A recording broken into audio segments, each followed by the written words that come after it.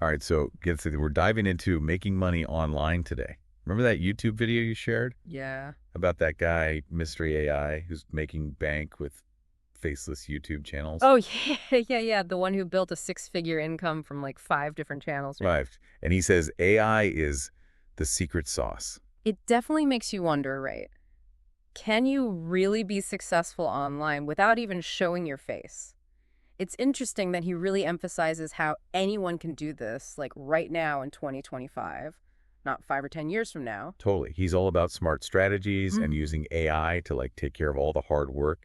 He even breaks it down into 5 specific niches. It's practically a recipe for success. Oh, wow. Okay, what are they? So we got anime stories, history facts, brain teasers, would Interesting. you rather, dilemmas, and fake text conversations. Huh, pretty diverse. Right. I mean, each of those already has a built-in audience, so you're not starting from scratch. Yeah, you're tapping into what people are already searching for. Exactly. Okay, so let's break down these niches.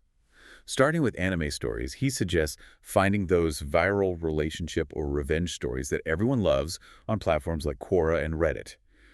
Then using ChatGPT to turn them into scripts. Oh, that's a cool idea. But how do you turn those scripts into actual videos? Well, that's where Vizsla comes in. It's this AI video generation tool that takes your script and creates a whole video with visuals and even voiceovers. Imagine that, a whole production team right at your fingertips. Wow, so you're letting AI handle all the creative stuff? But isn't that basically just copying? That's a really good question. And yeah, it's a valid concern.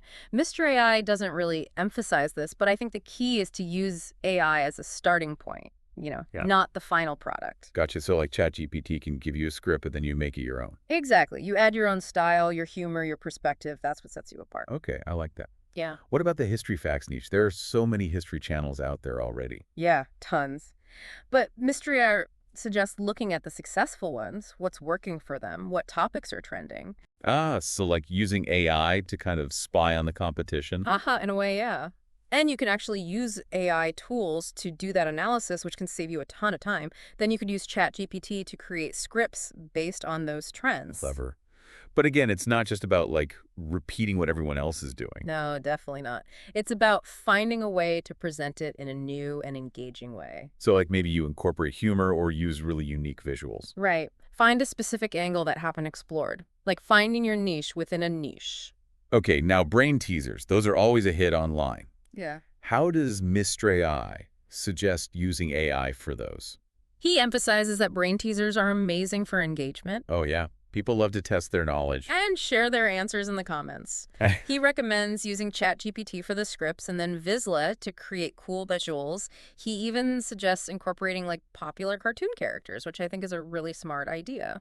Yeah, that makes sense, especially since short-form videos are so popular right now. Yeah. You need something that grabs people's attention really fast. Okay, what about would-you-rather dilemmas? Those seem pretty straightforward. You'd think so, right? Yeah. But Mr. AI actually suggests using ChatGPT to generate a whole table of dilemmas, which is pretty clever. That way you have tons of content ideas.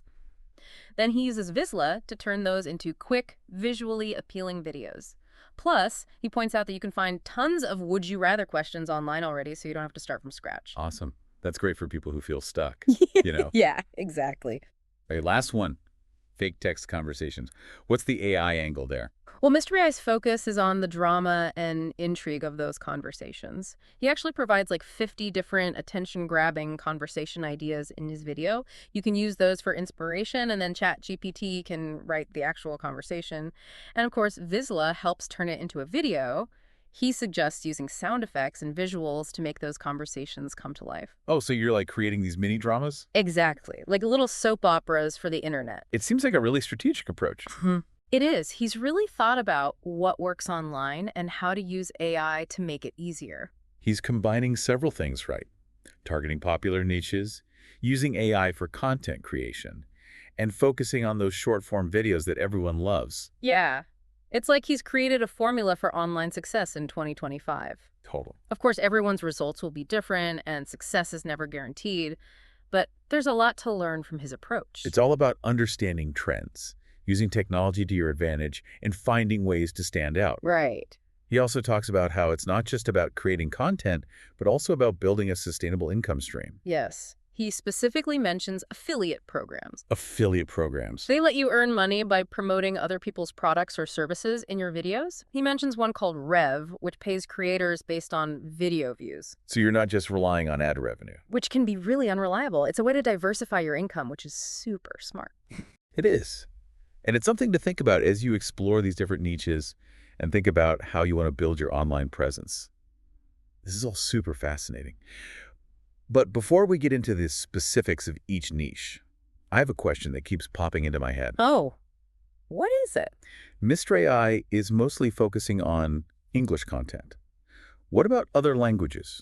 Could this approach work for, like, Spanish content, for example? The Spanish-speaking online community is huge. Oh, absolutely. That's such a good point. It's not just about English speakers anymore. Right. There's a whole world of potential viewers out there. It feels like a missed opportunity to just stick to English, especially when you think about how more Spanish content is already out there. Yeah, totally. And you know what? The same strategies that MistrAI talks about could totally work for a Spanish-speaking audience. Really? Yeah, it might even be more effective in some cases. Wow, why do you say that? Well, for one thing, the competition might not be as intense. Oh, that's true. I mean, there are definitely big Spanish YouTubers out there. Right. But the market might not be as saturated as the English market. That makes sense. Okay, so how would we go about adapting these 5 niches for Spanish speakers? Let's start with anime stories. Well, anime is already super popular all over the world, so there's definitely an audience for Spanish anime content. The strategy would be the same.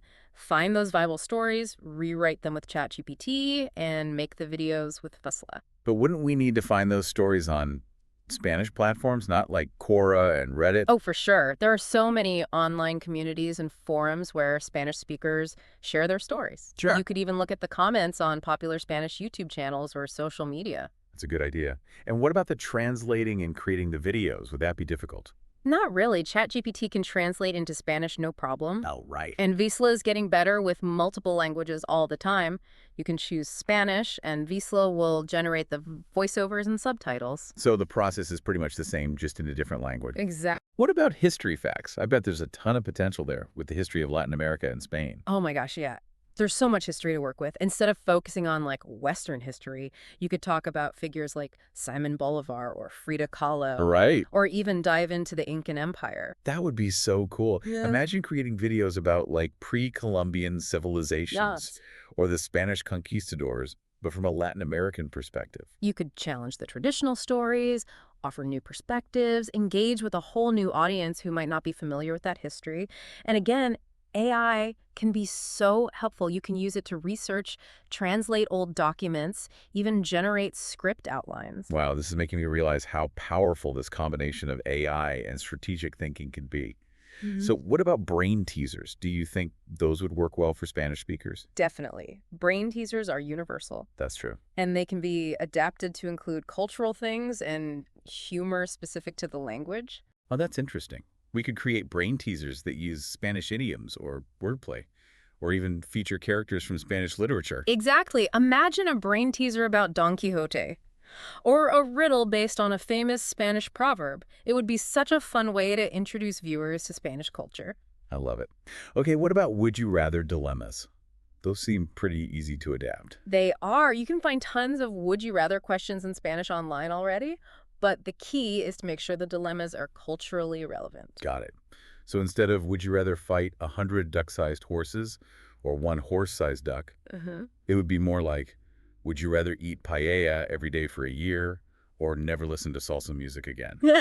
Yeah, exactly. Yeah. You want to tap into those shared experiences and cultural references that will make people laugh and want to share your videos. Okay, last one, fake text conversations. Yeah. How could we make those work for a Spanish audience? Again, it's about understanding the culture. Right. What kinds of conversations are people having? What slang do they use? What kind of humor do they like? So instead of a conversation about awkward first dates or work drama, it might be about family dynamics. Right. Or like telenovela twists, or even the struggles of learning a new language. Exactly. You can take those 50 conversation ideas MistrAI gave us and adapt them to fit a Spanish context. And don't forget the sound effects, music, and visuals to bring them to life.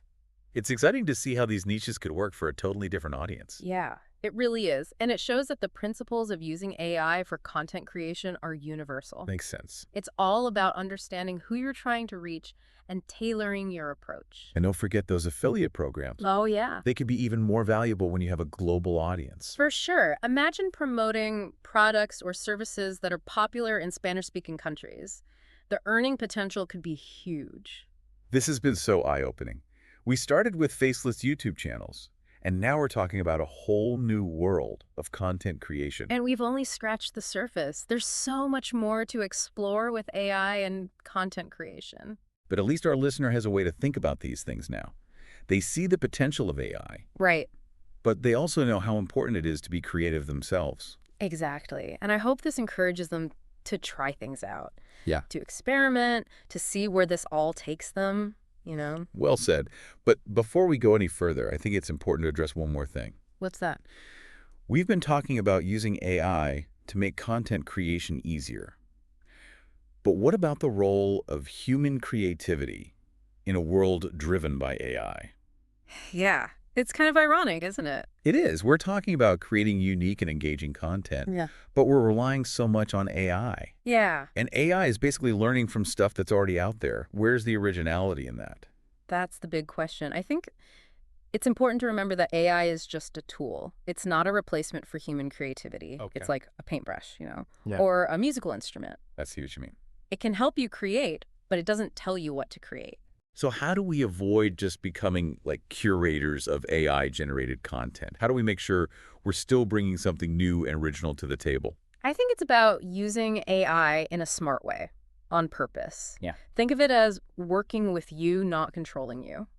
Okay. You can use AI for ideas, or if you're stuck writing, or to make some tasks easier. Right. But ultimately, you're the one in charge. So instead of letting ChatGPT write a whole script, we might use it to generate a few bullet points Exactly. or come up with a catchy intro line or something. It's about using AI to help your creative process not take over completely. That's where the magic happens. When you combine the power of AI with your own experiences, your insights, your perspective. It makes you think about those Spanish language needs that we were talking about. Yeah. It's not just about translating English ideas. It's about making them feel Latin American, Yeah. using cultural references that a Spanish-speaking audience would get. Absolutely. For example, imagine using AI to generate a script outline for a video about the Spanish conquest of the Americas. Then you could use your knowledge of Latin American history and culture to make it more interesting, more nuanced, maybe even challenge some of the traditional narratives. So we're not just presenting the facts. We're giving them context analysis, a new perspective. That's where our unique voice comes in. Exactly. And this is true for all the niches we discussed. AI might be able to come up with a brain teaser or a would you rather dilemma, but it's your understanding of the culture and the language that will make it really connect with a Spanish-speaking audience. It's like we're taking the basic ingredients that AI gives us and making a delicious meal out of them. I love that. And the most important ingredient in that meal is you. Your creativity, your passion, your understanding of the world. AI helps prepare the ingredients, but you're the chef. That's a great way to put it. It's not about AI versus human creativity. It's about making them work together. It's a partnership. It is. And it's a partnership that can unlock so much creativity. Think about it. AI can analyze tons of data spot trends, even predict what kind of content will be popular in the future. So we could use AI to tap into those trends, but then make them our own, Exactly. brand our own unique style. And that's how you stand out online. It's not just about creating content. It's about creating content that's authentic, engaging, and uniquely yours. This deep dive has been amazing. We started talking about making money online, and now we're having a philosophical conversation about the future of creativity. I know, right? And we've only just scratched the surface. There's still so much to explore with AI and content creation. But the important thing is that our listener has a new way to think about these things. They see how powerful AI can be, Right. but they also understand the importance of being creative, Totally. of bringing their own unique ideas to the table. And I hope this inspires them to try new things, to experiment and see where it all leads. Well said. Well, it's time to wrap up this deep dive. But before we go, I want to leave our listener with one final thought. Don't be afraid to use the power of AI, but don't let it control you. Use it to make your voice stronger, to share your perspective, to create something truly unique. The world wants to hear what you have to say. Couldn't have said it better myself. Until next time.